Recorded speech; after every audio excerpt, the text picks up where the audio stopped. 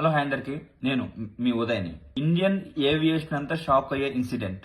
Last 3 days లో IndiGo airlines వాళ్ళు 200 flights approximate గా క్యాన్సిల్ చేశారు. సో దానికి గల రీజన్స్ ఏంటి, అందులో గవర్నమెంట్ మిస్టేక్ ఎంత ఉంది, అలాగే ఎయిర్లైన్ మిస్టేక్ ఎంత ఉంది, ఈ రెండు మీ ముందు పెట్టే ప్రయత్నం చేస్తాను.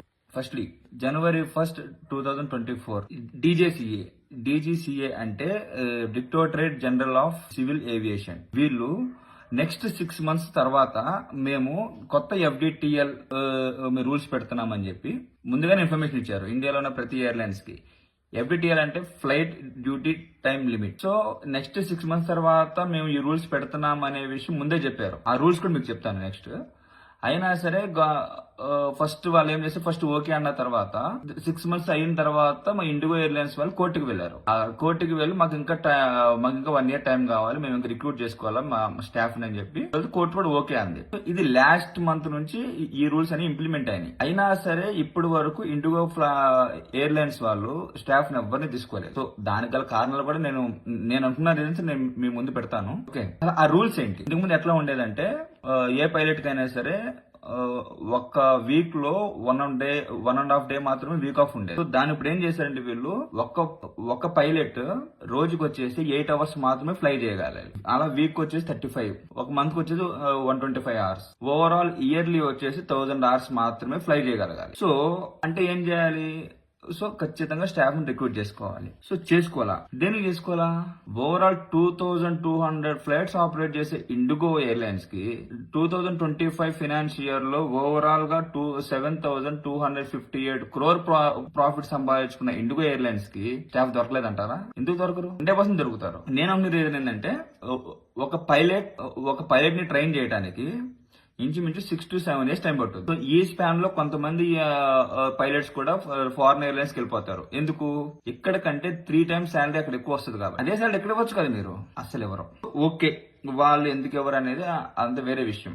ఓకేనా? సో 2024 January 1st మేము ఈ రూల్ నెక్స్ట్ 6 months లో మేము ఇంప్లిమెంట్ చేస్తామని చెప్పి ఇన్ఫర్మేషన్ ఇచ్చిన తర్వాత కూడా వాళ్ళ సైడ్ నుంచి ఎలాంటి యాక్షన్ ప్లాన్ లేదు. ఆ 6 months కాస్త 2 years ఇప్పుడు అవుతుంది. January 1st వస్తుంది. ఇది టోటల్ గా నెగ్లిజెన్సీ అండ్ ఇందులో గవర్నమెంట్ మిస్టేక్. ఇండియన్ ఏవియేషన్ లో 65% షేర్ హోల్డ్ వచ్చేసి ఇండిగో ఎయిర్లైన్స్. గవర్నమెంట్ ఏదైనా ప్రైవేట్ సెక్టర్ వాళ్ళు అగ్రిమెంట్ ఇచ్చినా లేకపోతే వర్క్ ఆర్డర్ ఇచ్చినా సరే అందులో క్లియర్ గా మెన్షన్ చేస్తుంది 49% కంటే ఎక్కువ మీరు వేరే సబ్ కాంట్రాక్ట్ కి ఇవ్వద్దు అని చెప్పి అగ్రిమెంట్ మెన్షన్ చేస్తుంది. గవర్నమెంట్ వర్తించదు అది? వాళ్ళకి తెలియదు అంటారా? వీళ్ళు 50% కంటే ఎక్కువ వీళ్ళదే ఉంటే వీళ్ళు ఆడిందే ఆట పాడిందే పాట అనే విషయం వాళ్ళకి తెలియదు అంటారా? 100% తెలుసు వాళ్ళకి. గవర్నమెంట్ నిర్లక్ష్యం. సో సింపుల్ గా ఏమవుద్ది, ఇప్పుడు గవర్నమెంట్ మీద ప్రెజర్ వచ్చింది. సో వీళ్ళు ఏం చేశారు, ఫార్మల్ గా ఇండిగో ఎయిర్లైన్స్ CEO పీటర్ కి నువ్వు నీ జాబ్ సరిగ్గా చేయలేదని చెప్పి ఒక నోటీస్ ఇచ్చేశారు. సో ఆయన కూడా ఏం చేశాడు, ఒక లెటర్ ఇచ్చాడు, అపాలజీ లెటర్, నాది మిస్టేక్ జరిగింది అని ఏదో ఒక లెటర్ ఇచ్చినట్టున్నాడు ఆయన. సో ఇప్పుడు నెక్స్ట్ ప్రెజర్ ఎక్కడికి వెళ్తుంది? 100% అక్కడ కెప్టెన్స్ మీదకే. సో కెప్టెన్స్ మీదకి వెళ్తే ఏమవుతుంది, అక్కడ సేఫ్టీ ఇష్యూస్ వస్తాయి. సో సేఫ్టీ కాంప్రమైజ్ అవ్వాల్సి వస్తుంది. ఏంటి, రేపటి రోజున నిజంగా ఇండిగో ఎయిర్లైన్స్ వాళ్ళు వేరే టెక్నికల్ ఇష్యూస్ తో ఒకవేళ ఫ్లైట్ క్యాన్సిల్ చేయాల్సి వచ్చినా సరే ఖచ్చితంగా వాళ్ళు కాంప్రమైజ్ అవుతారు. ఎందుకంటే వాళ్ళ మీద ఒక రిమార్క్ వచ్చింది కాబట్టి. సో వాళ్ళకి అక్కడ వరకు తీసుకొచ్చింది గవర్నమెంటే కదా. 65% వాళ్ళు ఎందుకు ఇచ్చారు? మీరు రన్ చేయలేరా ట్రైన్? మీరు ఎట్లా రన్ చేస్తున్నారో అట్లాగా వాళ్ళు ట్రై చేయండి. అవుతాయి, లాసెస్ అవుతాయి. నీకు ఇండిగో వాడు 6,000 పెడతా టికెట్, నువ్వు 4,000 పెట్టు, అంతే కదా. అది చేత కాదు. బేసిక్ మిస్టేక్ ఇక్కడ ఎవరిది? ఎయిర్లైన్స్ వాడిది. కానీ బ్యాక్ స్టెప్ వేసింది ఎవరు ఇక్కడ? Indian government. సో దీని గురించి కూడా చాలా విమర్శలు వస్తున్నాయి, మీ చేతకంతరం అది అని చెప్పి. సరే, అసలు ఇప్పుడు రాజకీయం గురించి మాట్లాడాల్సిన టైమే కాదు ఇది, అవునా కదా. ఏంటి 2,200 ఫ్లైట్లు నడిపించే ఇండిగో ఎయిర్లైన్స్ ఈ ఫైనాన్షియల్ ఇయర్ లో 7,258 కోట్లు ప్రాఫిట్ తీసుకున్న వాళ్ళకి స్టాఫ్ దొరకలేదంటారా?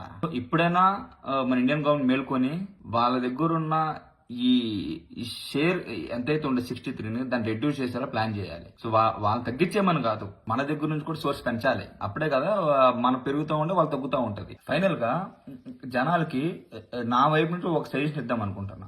ఎప్పుడైనా ఫ్లైట్ టికెట్ తీసుకున్నా, ట్రైన్ టికెట్ తీసుకున్నా, బస్ టికెట్ తీసుకున్నా క్యాన్సిలేషన్ పాలసీస్ ఉంటాయి. ఖచ్చితంగా చదవాలి అవి. ఏదో టికెట్ తీసుకున్నామా వెళ్ళిపోయామా కాదు.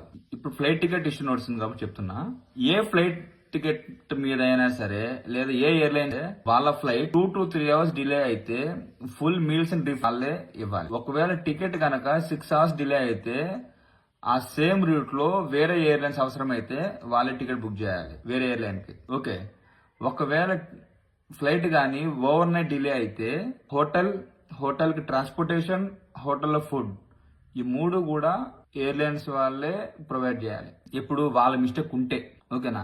ఇది తెలియకుండా జనాలు ఎయిర్పోర్ట్కి వెళ్ళిపోతారు, అక్కడున్న స్టాఫ్ మీద అరుస్తారు. దానివల్ల ఏం యూజ్ ఉండదు.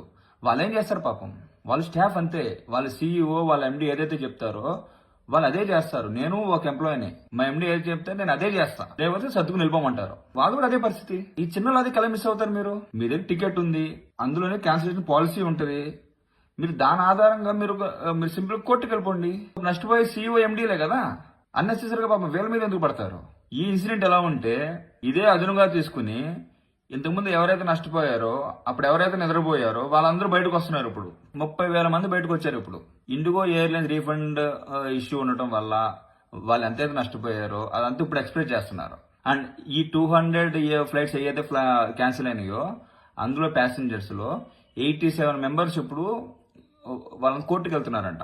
ఎందుకు? ఎయిర్లైన్స్ మీద క్లాస్ యాక్షన్ ఫైల్ చేయడానికి. ఇదేదో ముందే చేసి ఉండాలి కదా, ఎవరు చేయడు.